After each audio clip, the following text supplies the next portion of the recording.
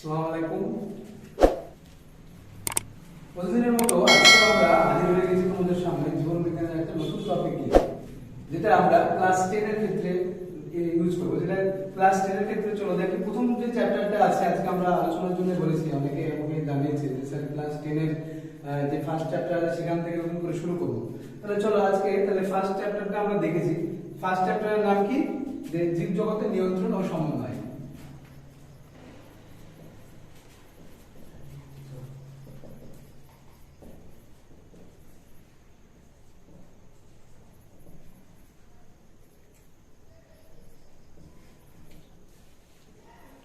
অর্থাৎ control and coordination of living organism in living organism. তো জীবজগতের নিয়ন্ত্রণ এবং সমন্বয়ের ক্ষেত্রে আমরা দেখব যে আমরা সাধারণত জানি যে আমরা যে পরিবেশে বসবাস করি সেই পরিবেশে জীব বসবাস করছে এবং সেই জীবের মধ্যে উদ্ভিদও আছে, প্রাণীও আছে। উদ্ভিদ এবং প্রাণীগুলো যে পরিবেশে বসবাস করছে সেই পরিবেশ কিন্তু সবসময় একই রকম থাকে না, সবসময় পরিবর্তনশীল হয়। কারোর পক্ষে সেটা অনুকূল হতে পারে, কারোর পক্ষে সেটা প্রতিকূল হতে পারে।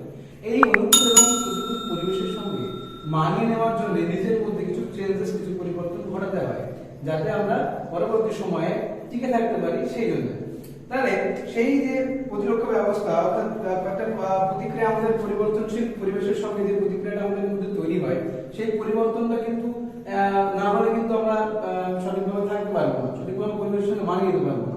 তো সেই জীব জগতে অর্থাৎ আমরা জানতে পারছি জীব মানে সমস্ত উদ্ভিদ এবং সমস্ত প্রাণী। তো সেই সমস্ত উদ্ভিদ এবং সমস্ত প্রাণীগুলো যে পরিবেশের যে পরিবর্তন তার সঙ্গে মানিয়ে নেওয়ার যে বিষয়গুলি কিভাবে মানাচ্ছে, কিভাবে প্রতিক্রিয়াগুলোর যে তোমার অনুভূতিগুলো কিভাবে গ্রহণ করছে, কিভাবে তার সেই অনুভূতিগুলো গ্রহণ করে তার পরিবর্তে একটা সাড়া প্রদান করছে এবং সেই পরিবেশের পরিবর্তনশীল পরিবেশের সঙ্গে নিজে মানিয়ে নিচ্ছে, এই সমস্ত বিষয়গুলি সম্বন্ধে আমরা এই টপিকে আজকে আলোচনা করব।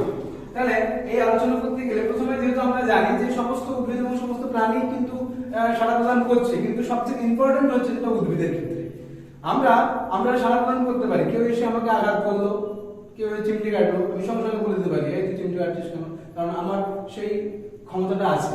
কিন্তু সেটা আমরা সাধারণভাবে একটা উদ্ভিদের মধ্যে খুঁজে পাই না।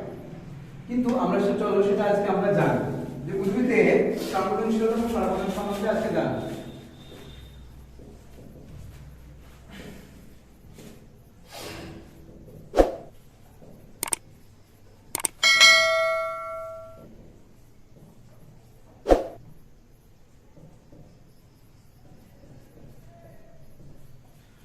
দেখো প্রথমে আমরা তাহলে উদ্ভিদকে বেছে নিয়েছি, জীবের মধ্যে থেকে আমরা উদ্ভিদকে বেছে নিয়েছি। সেটা হচ্ছে যে উদ্ভিদের সংবেদনশীলতা এবং সাড়া প্রদানের জন্য আমরা চলে এসেছি।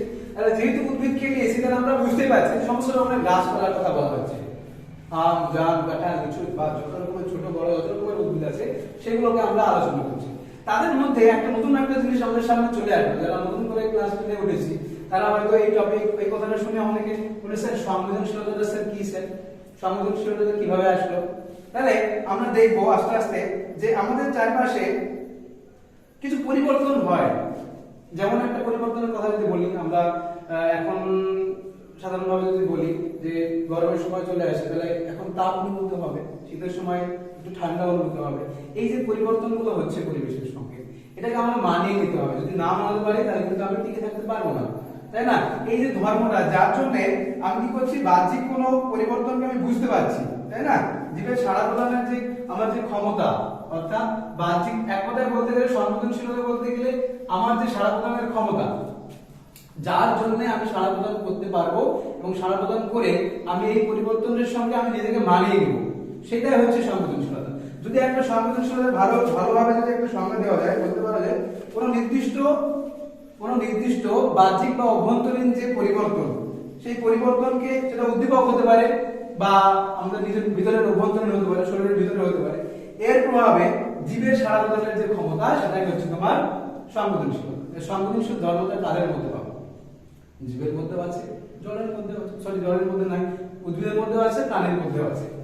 এবার এই সংবেদনশীলতা ধর্মটা আমরা সাধারণত দেখলাম যেহেতু আমরা উদ্ভিদের মধ্যে করছি তাহলে উদ্ভিদের মধ্যেও এই সংবেদনশীলতা ধর্মটা আছে। এবার এই কথা বলতে গেলে আমাদের কাছে একটা টপিক চলে আসে যে সংবেদনশীলতার মাধ্যমে কোনো জীব তার পরিবর্তন পরিবেশে সঙ্গে মানিয়ে নিতে পারে, বেঁচে থাকতে পারে।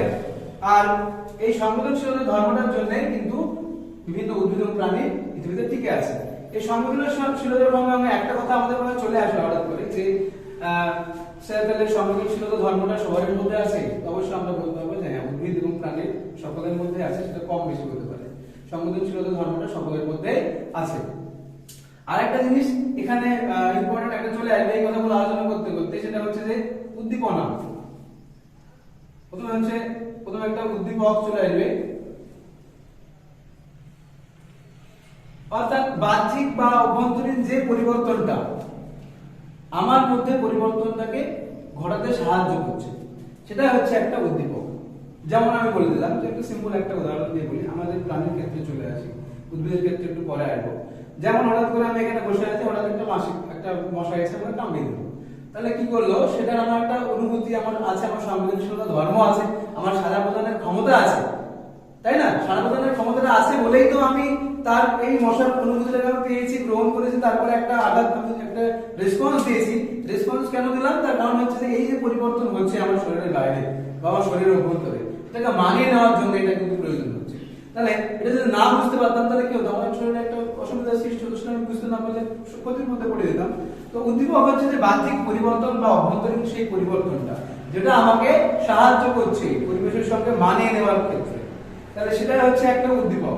ওকে, এই উদ্দীপকটা সাধারণত আমরা ভাবে দেখি দুই ভাগে ভাগ করা যায়। কয় ভাগে ভাগ করা যায় বলো? দুই ভাগে। তাহলে আমরা দেখব যে উদ্দীপককে যদি ভাগ করি তাহলে আমরা এটাকে দুই ভাগে ভাগ করতে পারি।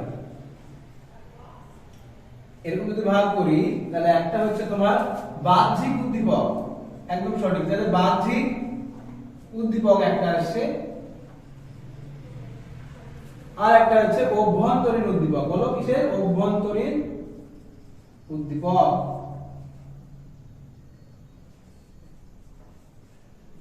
দুই ধরনের উদ্দীপক আমরা দেখি, একটা হচ্ছে অভ্যন্তরীণ আর একটা হচ্ছে বাহ্যিক। বাহ্যিক উদ্দীপক গুলো কি কি? আমি যেহেতু উদ্ভিদের মধ্যে চলে আসি আমাদের মেইন বিষয়টার দিকে, যেহেতু উদ্ভিদের সংবেদনশীলতার সঙ্গে আমি আলোচনা করছি, তো উদ্ভিদের ক্ষেত্রে যদি বাহ্যিক উদ্দীপক বলি তাহলে সেগুলো কি কাজ করছে, একটা উদাহরণ দিয়ে বোঝানোর চেষ্টা করি।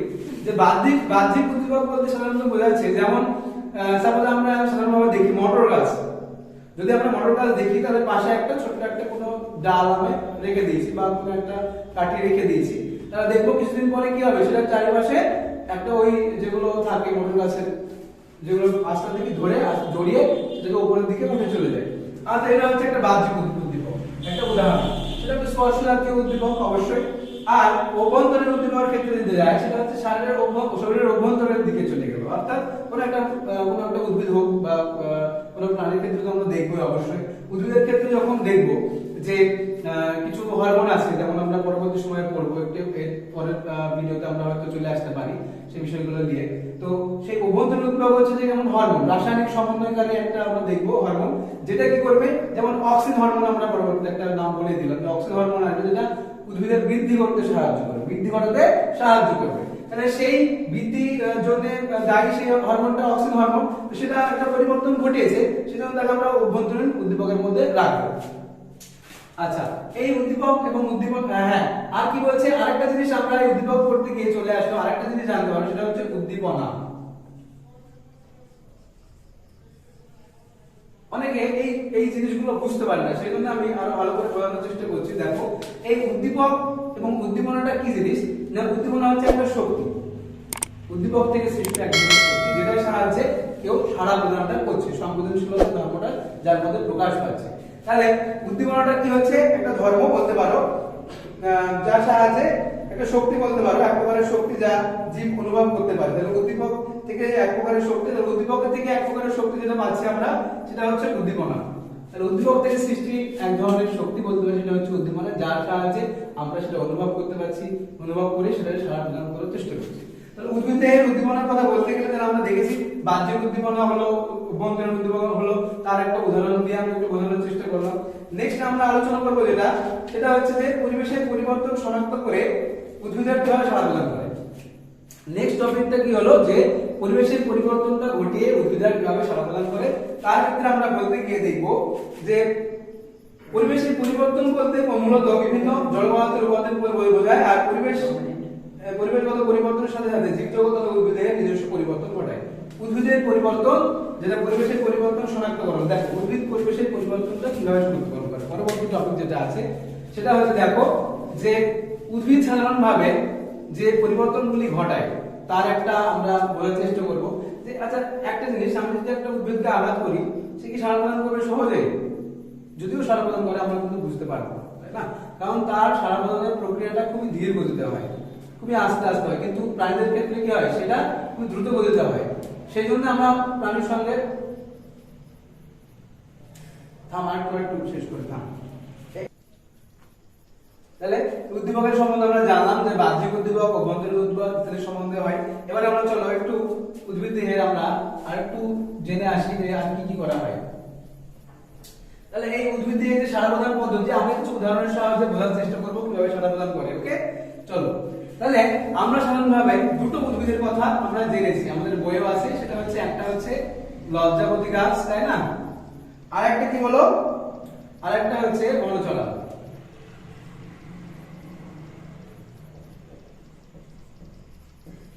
এই দুটি গাছের কথা আমরা জেনেছি। যে লজ্জাপতি গাছ আমরা অনেকেই জানি, তাই না? লজ্জাপতি গাছের সম্বন্ধে আমরা এমন কেউ নাই যে জানে না। অর্থাৎ সেই গাছে আমরা স্পর্শ করলে পাতার যদি স্পর্শ করি লজ্জাপতি গাছে, দেখো তার পত্রগুলো কি হয়েছে আস্তে আস্তে মুড়ে গেছে, তাই না? এরকম ভাবে ছিল, হঠাৎ করে স্পর্শ করলো কেউ আস্তে করে লেগে যায়, অর্থাৎ পত্রগুলি কি হয় খুলে যায়। এটা হচ্ছে লজ্জাপতি গাছের ক্ষেত্রে আমরা দেখেছি। স্পর্শ চলন দেখতে পাওয়া যাচ্ছে। আবার বনচলার ক্ষেত্রে যদি আমরা দেখি তাহলে ওদের যে পাতাগুলো যেগুলো আছে ত্রিফলক যেগুলো দেখতে পাওয়া যায়, অর্থাৎ যদি এরকম আমি একটা আঁকানোর চেষ্টা করি তাহলে মাঝখানে যে পাতা আছে আর সাইড দিয়ে এরকম দুটো পাতা আছে, এই পাতাগুলো কি হয় বলো ক্রমাগত কি হয় উপরের দিকে ওঠানামা করে, তাই না? এই ধরনের চলন দেখেছি যে বনচলার ক্ষেত্রে এই ধরনের চলনগুলো দেখতে পাওয়া যায়, লজ্জাপতির কাছে এই ধরনের চলনগুলো দেখতে পাওয়া যায়। তারপরে আমরা দেখেছি যে এই জিনিসগুলো জানার পরে আমরা আরেকটা জিনিস ভালোভাবে দেখেছি যে আচার্য জগদীশ চন্দ্র বসু, তিনি একজন বিজ্ঞানী ছিলেন, একজন সায়েন্টিস্ট ছিলেন, আমাদের বাঙালি বিজ্ঞানী। তিনি, তার নাম আমরা সকলেই জানি। তো তিনি কি করেছিলেন এই গাছগুলো নিয়ে গবেষণা করেছিলেন, রিসার্চ করেছিলেন। যে তিনি আরো কথা বলেছিলেন, আমরা অনেকেই জানি যে উদ্ভিদের প্রাণ আছে, তিনি আরো বলেছিলেন, কিন্তু আমরা সেটা এখন বুঝতে পারছি। তিনি একটা যন্ত্র আবিষ্কার করেছিলেন, সে নাম জানো? সে যন্ত্রের নাম হচ্ছে ক্রেস্কোগ্রাফ। কি নাম বললাম হলো? ক্রেস্কোগ্রাফ যন্ত্র। যে যন্ত্রের সাহায্যে কি করা হয়, যে এটা হচ্ছে একটা ইম্পর্টেন্ট কোশ্চেন যে পরীক্ষায় আসার মতো, যে আচার্য জগদীশ চন্দ্র বসু কোন যন্ত্রের সাহায্যে উদ্ভিদের চলন সম্বন্ধে পরীক্ষা নিরীক্ষা করেছিলেন বা রিসার্চ করেছিলেন। তাহলে আমরা কি বলবো? যন্ত্রটার নাম কি বলো? ক্রেস্কোগ্রাফ যন্ত্র। এবং সেই যন্ত্রটা কি হয় বলতো? খুবই অত্যন্ত সুবিধা যন্ত্র। এটা একটা অত্যন্ত সুবিধা যন্ত্র, অর্থাৎ খুবই অল্প সেন্স গুলোকে অনুভব করতে পারে। হ্যাঁ, সেই সেন্স গুলো অনুভব করতে পারে এবং সেই যন্ত্র ব্যবহার করে তিনি গ্রাফের সাহায্যে কি করেছিলেন? প্রমাণ করেছিলেন যে উদ্ভিদ দেহগুলোর মধ্যেও কিছু সাড়া প্রদানের ব্যাপারগুলো ঘটে যাচ্ছে। আচ্ছা, তারপরে যদি আমরা বলি যে এই যন্ত্র আবিষ্কার করা তিনি কি আবিষ্কার করেছিলেন যদি বলি, তাহলে এক নম্বর বলবো যে প্রাণীরা যেরকম ভাবে সাড়া প্রদান করে, সংবেদনশীলতা ধর্ম যেমন দেখায়, উদ্ভিদের মধ্যেও কিন্তু এই সংবেদনশীলতা ধর্ম আছে। আরো কি বলা যায় যে বাহ্যিক যে স্পর্শগুলো, উষ্ণতাগুলো, ওই যে জিনিসগুলো শীত ঠান্ডা এগুলো তারা বুঝতে পারে, তাই না?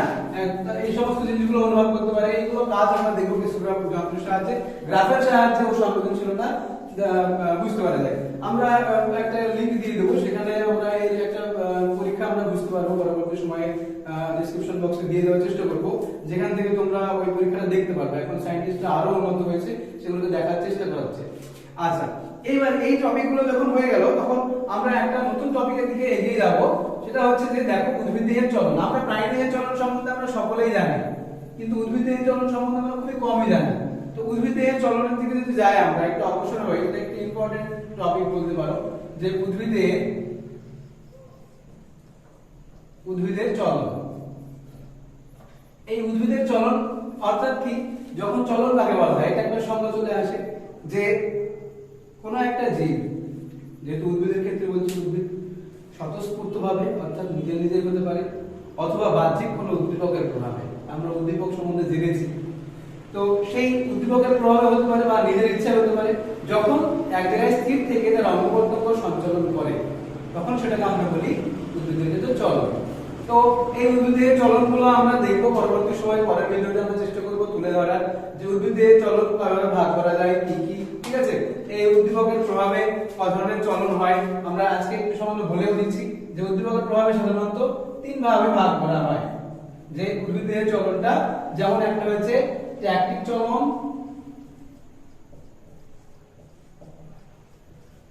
একটা হচ্ছে ট্রপিক চলন,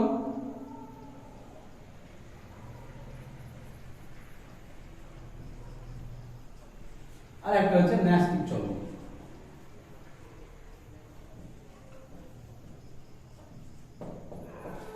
এই চলনগুলো সম্বন্ধে আমরা নেক্সট ভিডিওতে আলোচনা করব। আপাতত এইটুকুই, ওকে। তাহলে চলনের সংজ্ঞাটা আশা করি আমরা সকলে বুঝতে পেরেছি যে যখন কোনো একটা উদ্ভিদের চলন হবে সেটা কিসের সাহায্যে বলো, স্বতঃস্ফূর্তভাবে হতে পারে বা অঙ্গ-প্রত্যঙ্গ সঞ্চালনের মাধ্যমে হতে পারে, কিন্তু শর্তটা কি এক জায়গায় স্থির থাকবে এবং অঙ্গ-প্রত্যঙ্গ সঞ্চালন করবে। কিন্তু ভুল করে কি করবে, একটা জিনিস রাখবে না যে সামগ্রিক স্থান পরিবর্তন হলে তখন যদি চলন করে, এটা কিন্তু গমনে চলে যাবে। তাহলে কিছু মনে রাখতে হবে, কিছু অনুন্নত শ্রেণীর উদ্ভিদ আছে যাদের মধ্যে আমরা চলন দেখবো যে সামগ্রিক স্থান পরিবর্তন হচ্ছে, তার দিকে যাচ্ছে না। আমরা দেখবো যে সাধারণভাবে আমরা জানি যে উদ্ভিদের কি সঙ্গে মাটির সঙ্গে সম্ভবত মাটির সঙ্গে মূলের সাহায্যে কি আঁকড়ে ধরে থাকে, তাহলে এদের ক্ষেত্রে গমনের কোনো প্রশ্ন আসছে না। আমরা কোথাও আনাই ভুল হচ্ছে, যেহেতু চলন আমরা আলোচনা করছি তাহলে সেখানে একটা জায়গায় স্থির থেকে যখন তার অঙ্গ প্রত্যঙ্গগুলো সঞ্চালন হচ্ছে, নড়াচড়া করছে, কিন্তু তার সামগ্রিক স্থান পরিবর্তন হচ্ছে না, তখন সেটাকে আমরা বলছি চলন।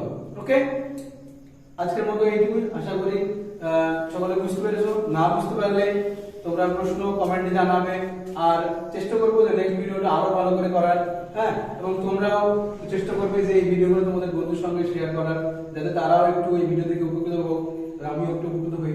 আর আরেকটা বিষয় হচ্ছে যে তোমাদের কিছু প্রশ্ন থাকলে তোমরা অবশ্যই কমেন্ট বক্সে জানিয়ে দিবে।